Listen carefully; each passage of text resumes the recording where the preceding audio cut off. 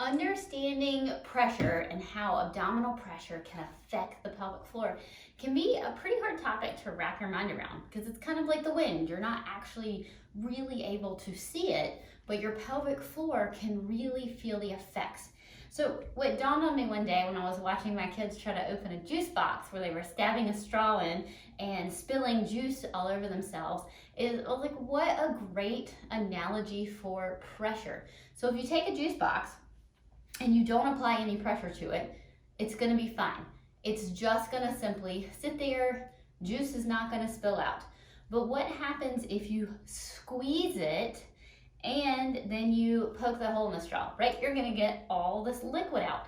So let's turn your juice box upside down and imagine that that would be leaking and that this seal on the juice box is your pelvic floor muscles. So if we do not create excessive abdominal pressure down, then our juice box is fine. But if we create excessive pressure down, then our pelvic floor muscles are finally like, I can't hold this pressure anymore. You are squeezing me too much. You are increasing my abdominal pressure too much. And then you end up with bulging out. You can see how you get bulging in the juice box. You end up with leaks. You would end up with leaking out.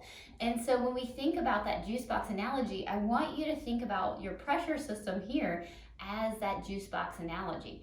And so when you create abdominal pressure, when you bear down, it ends up squishing out those pelvic organs, but that can also contribute to leaks as well. Because without that pressure, then our pelvic floor is just kind of sitting there, right? So whenever I see someone who generally has some sort of prolapse, they have almost always had some sort of pressure management problem. Now, whether their prolapse is simply tight pelvic floor muscles, because pelvic floor tightness can mimic prolapse, or whether they actually have some maybe tearing during delivery, some actual stretching out of the fascia and the ligaments, and they have true prolapse. Either way, both scenarios are made worse from too much pressure. Okay, so if we can eliminate the pressure and we can bring awareness to bearing down, we can really save our pelvic floor a lot of havoc. Now, when something is too heavy for us to lift, oftentimes that is when we will bear down. When we're lifting in an awkward, twisted way. That's why I love to get women weightlifting, because the better we are at controlling our body and pressure in a situation where we are exercising, then the better we're gonna be at controlling it in life.